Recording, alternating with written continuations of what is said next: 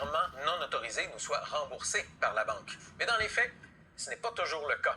Parce que cette notion de transaction non autorisée est vague et laisse une grande marge de manœuvre aux banques sans que les victimes puissent faire grand-chose. Elle, c'est Céline Aguilar. Lui, c'est Baldini Rossi. Victimes de fraude, ils ont tous les deux perdu des milliers de dollars. Quand tu vois des montants de même sortir de votre compte bancaire, c'est la grosse panique, ça. Je me suis effondré. Je suis effondré. Plus rien. Et leur banque affirme qu'ils sont les artisans de leur propre malheur. Ils veulent te rendre coupable. Ils veulent te rendre responsable. Je vais être remboursé. Parce que c'est pas ma faute.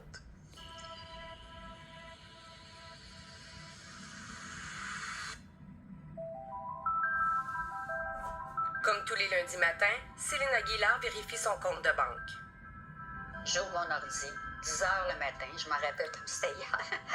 10 heures le matin, puis là, je vois un virement, 2 virements, 3 virements. Pour me rendre qu'il me reste 300 $ dans mon compte de banque. Ils ont vidé carrément. 13 500 $ ont disparu de son compte. 8 virements électroniques effectués à des personnes inconnues.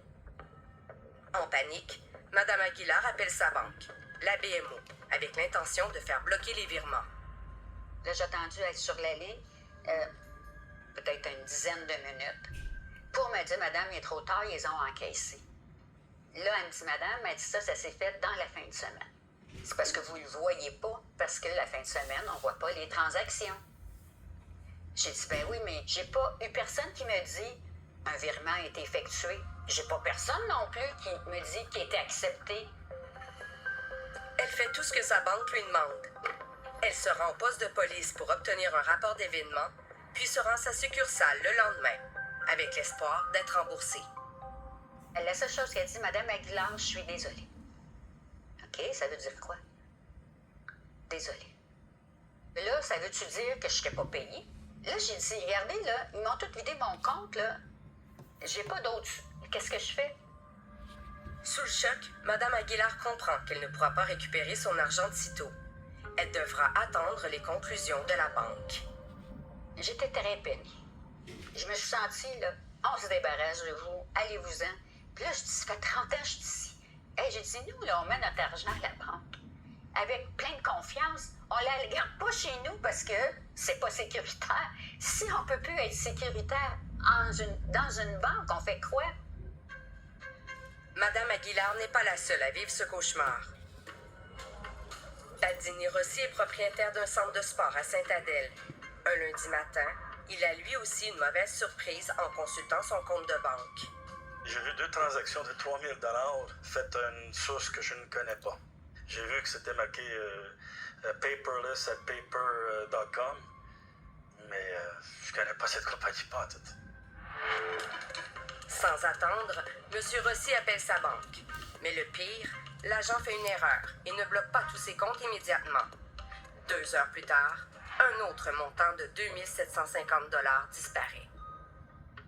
Alors j'appelle une autre fois la banque, là je suis en panique, j'ai dit qu'est-ce qui se passe à la fin de la journée, je ne vais plus avoir d'argent qui reste là, je dis. 8 750 $ se sont envolés. Tout comme Céline Aguilar, Baldini Rossi espère être remboursé. D'autant plus qu'il se remet péniblement de la pandémie qui a frappé son entreprise de plein fouet. C'était des gros montants de se faire frauder dans votre compte. J'aimerais avoir mon argent le plus vite possible. Après des jours de démarches et d'angoisse, les décisions de la BMO et de l'ATD tombent. Elle refuse de rembourser. Elle conclut que Mme Aguilar et M. Rossi n'auraient pas protégé leurs renseignements bancaires parce que leur mot de passe, leur NIP ou des codes d'accès à usage unique ont été utilisés. Je me sens presque... la manière qui vous traite, c'est comme on est criminel. Et on me croit pas. Imaginez-vous, on me croit pas. Une femme qui a travaillé toute sa vie, on me croit pas. Il va se laver les mains, complètement se laver les mains. Oui, on a une responsabilité nous-mêmes de protéger nos informations, mais si on l'a fait, là, comment quelqu'un peut rentrer dans mon compte? Nous avons posé la question à un expert en cybersécurité, Éric Parent. Il travaille en gestion de risques informatiques, notamment auprès des banques. C'est sûr que le premier scénario, c'est seulement un mot de passe qui protège le compte, et puis que quelqu'un aurait peut-être réussi à deviner le mot de passe et rentrer dans le compte. Deuxième scénario, c'est qu'il y a un maliciel, un virus sur le poste de travail. Un maliciel agit comme un espion une fois dans un ordinateur ou un téléphone. Il peut être installé lorsqu'on télécharge une application, qu'on clique sur un lien ou qu'on lit un code QR, même si on dispose d'un antivirus. Mais selon Mme Aguilar et M. Rossi, ce ne peut pas être ça. J'ai pas répondu à rien. Ni téléphone, ni ouvert de lien. Je suis une personne très méfiante. Mon domaine, c'est le crédit. J'ai eu des formations en cas de fraude, quoi faire. J'ai pas rien ouvert. Puis ça, j'en suis convaincue. Les courriels que je ne connais pas, j'efface tout de suite. Moi, je veux voir le nom de la personne, le téléphone. Si je vois quelque chose qui est écrit en russe ou quelque chose tout écrit bizarre, là, efface. Monsieur Parent croit que les banques ne doivent pas exiger de leurs clients qu'ils soient des experts en cybersécurité. La réalité, c'est que c'est la banque l'expert. C'est pas le client qui est expert. On peut pas former les 3 millions de clients d'une banque pour être sécuritaire. C'est impossible. Alors, c'est à la banque d'imposer des règles et des façons de fonctionner qui sont plus sécuritaires. Experts ou pas, nous ne savons pas ce qui s'est passé pour Mme Aguilar et M. Rossi. Une chose est sûre, tout cela s'est passé à leur insu, car ils n'ont pas autorisé ces virements et ne savent pas qui sont les destinataires. C'est une banque. J'en reviens pas. Ils l'ont pas vu. Les montants, c'est toujours pareil. Ça se passe dans le même laps de temps. Pourtant, des solutions simples pourraient mieux nous protéger lors de virements bancaires, comme exiger un code d'identification, demander la date d'expiration de la carte de débit lors d'un ajout de destinataire, limiter les montants de retrait d'argent ou envoyer des alertes. La banque est quand même bien placée pour savoir que vous avez peut-être jamais fait des transferts Interac. Là, si vous en avez 6 la même semaine, on pourrait dire que c'est un seuil inconfortable ou que peut-être qu'on gèlerait le compte. Alors, c'est pas comme si la technologie n'existe pas pour le faire. La majorité des banques ont une application qu'on peut avoir sur notre téléphone. L'application elle-même pourrait nous envoyer une alerte, nous dire « il vient de passer une transaction ». Mais on n'a pas ça. BMO a une alerte pour activité potentiellement suspecte dans les comptes. Mme Aguilar ne savait pas qu'elle pouvait ajouter cette fonctionnalité. Une aberration, selon Éric Parent. Qu'est-ce qu'on aurait dû faire? C'est imposer le paramètre. Alors, on rajoute une nouvelle fonctionnalité, on l'active. Ça aurait été beaucoup plus mature que juste dire une nouvelle fonctionnalité, mais on la laisse éteindre parce qu'on ne veut pas déranger personne. Alors ça, c'est encore une fois, c'est nul. Nous avons demandé aux 2 banques de réagir. Par courriel, la BMO nous répond être toujours disposée à examiner les cas où un client a été victime d'une fraude ou lorsque de nouvelles informations sont disponibles. Et la TD nous déclare, dans le cas de M. Rossi, une enquête a été ouverte et l'équipe Relations avec les clients a bien étudié le dossier. Mais c'est aussi aux clients de protéger leur carte, leur code d'accès et leur NIP.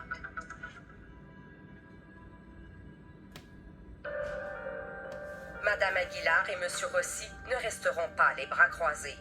Je suis une battante parce que je trouve que j'ai été victime d'un vol. Puis pour moi, c'est criminel. Je vais me battre jusqu'à la fin.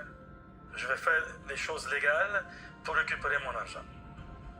Et alors, ça, c'est officiel. Un de nos derniers recours pour contester le refus d'une banque de nous rembourser à la suite d'une fraude, c'est l'ombudsman des banques. Mais l'ombudsman s'appuie lui-même sur des règles qui ne jouent pas en notre faveur.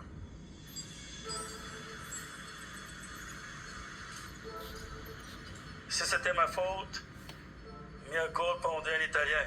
Mais non, c'est pas ma faute. Je vais être remboursé mes 8 750. M. Rossi et Mme Aguilar ont contesté la décision de leur banque sans succès. Là, à ce moment-là, c'est ombudsman. Là, je suis rendu à l'ombudsman indépendant des banques. L'Ombudsman examine les plaintes des clients insatisfaits de leur banque. 2 organismes, l'OPSI et l'ADA Chambers, Bureau des services bancaires, se partagent le travail. Céline Aguilar et Baldini Rossi espèrent qu'ils mettront fin à leur malheur. On souffre. C'est les personnes qui se font frauder comme moi je me suis fait frauder. On souffre. C'est un gros stress pour nous. Ils ne sont pas seuls. Le sénateur Colin Deacon, membre du comité sénatorial des banques, a décidé de se porter à la défense des victimes de fraude après avoir reçu des témoignages qui l'ont renversé. I'm seeing too many stories that say that J'ai vu trop d'histoires qui montrent que les banques n'utilisent pas les dernières technologies pour lutter contre des fraudes de plus en plus sophistiquées. fraudulent activity. So I was glad to help them try and get to a resolution because J'étais donc heureux de les aider parce qu'ils m'ont démontré qu'ils n'avaient rien à se reprocher to do with this, and the bank had not et que taken leur banque n'avait pas assumé la responsabilité de leurs actions. lack of actions and actions. À la Chambre haute du Parlement, le sénateur a dénoncé les pouvoirs limités de l'Ombudsman. The way this is Le système actuel est un échec parce que la responsabilité fondamentale des banques, c'est de protéger l'argent des Canadiens. money safe. En matière de fraude bancaire, les décisions de l'Ombudsman sont souvent défavorables aux clients.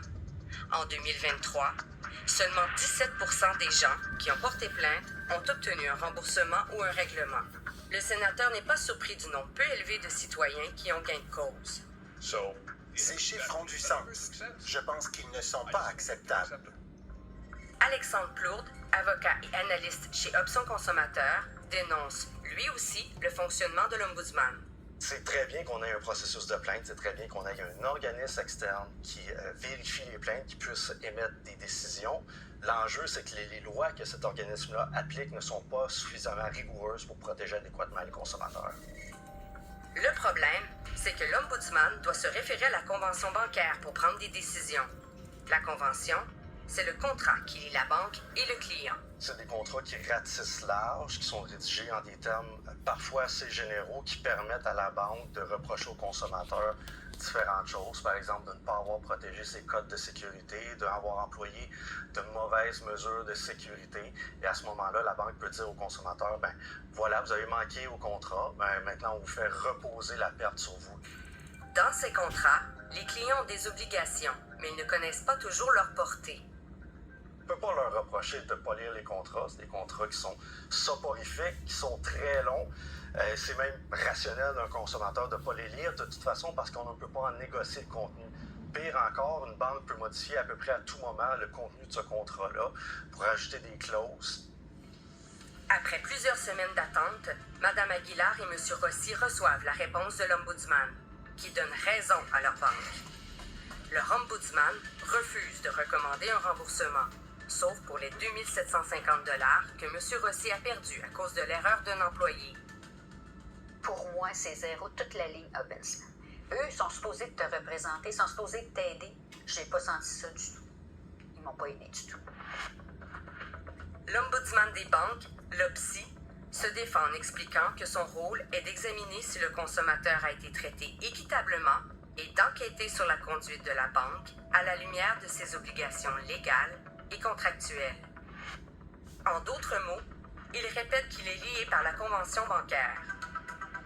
C'est un contrat qui est vraiment conçu pour défendre la banque plutôt que défendre le consommateur, qui a été rédigé par la banque à son avantage. Je me sens contre un mur énorme, BMO contre une petite épargnante. Pourtant, l'année dernière, la ministre des Finances, Chrystia Freeland, a modifié la loi dans le but de défendre l'intérêt des consommateurs. I am designating the Ombudsman for Elle a désigné l'OPSI comme l'Ombudsman de toutes les banques. Un organisme indépendant et transparent. Il entre en fonction le 1er novembre. And that's not going to get to the Ce n'est pas la solution pour les Canadiens, surtout pour les plus vulnérables. Le sénateur Deakin a été nommé par le gouvernement actuel. Il n'hésite pas à le blâmer. Il croit qu'il doit aller plus loin. This government is not proactive. Ce gouvernement n'est pas proactif. Je ne pense pas qu'il ait la volonté de poser des gestes significatifs. Tout de même, le gouvernement fédéral a tenu une consultation publique pour renforcer les mesures de protection des consommateurs.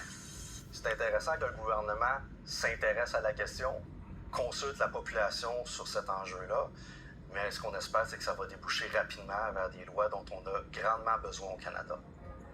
Alors qu'au Canada, on s'interroge, au Royaume-Uni, les banques sont obligées de rembourser les clients floués dans certains cas. Et pour certaines fraudes, la réglementation va même jusqu'à renverser le fardeau de la preuve.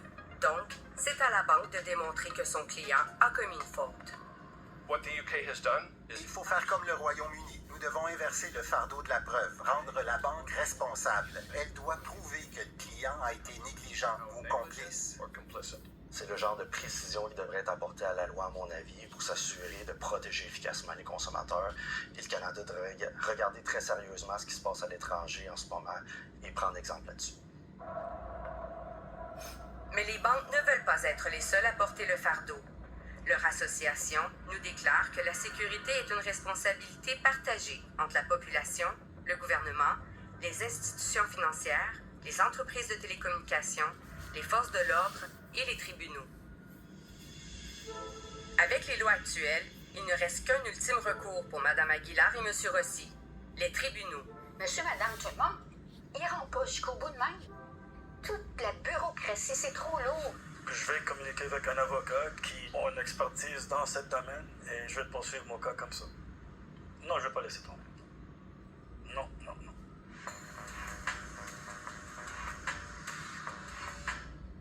Bonne nouvelle pour Mme Aguilar. La BMO a finalement remboursé ses 13 500 $, mais M. Rossi n'a pas eu autant de chance. Il compte maintenant poursuivre la TD aux petites créances.